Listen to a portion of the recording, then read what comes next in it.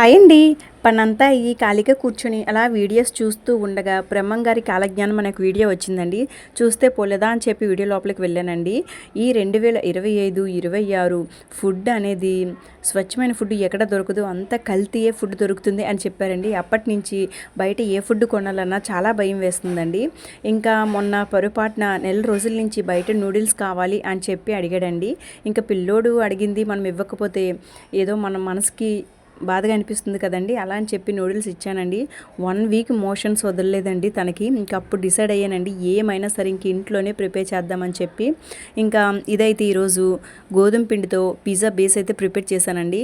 రాదేమో అనుకున్నానండి, but pizza ఎంత సాఫ్ట్గా ఎంత మెత్తగా వస్తుందో అట్లనే ఇది కూడా వచ్చిందండి. చీజ్తో ఇలా వెజిటేబుల్ పిజ్జా అయితే రెడీ చేసుకున్నానండి. ఇంట్లో ఉన్న వాటితో టేస్ట్ అయితే అచ్చం బయట తిన్న పిజ్జా లాగే అనిపించిందండి. మీకు ఎలా అనిపించింది కామెంట్ చేయండి.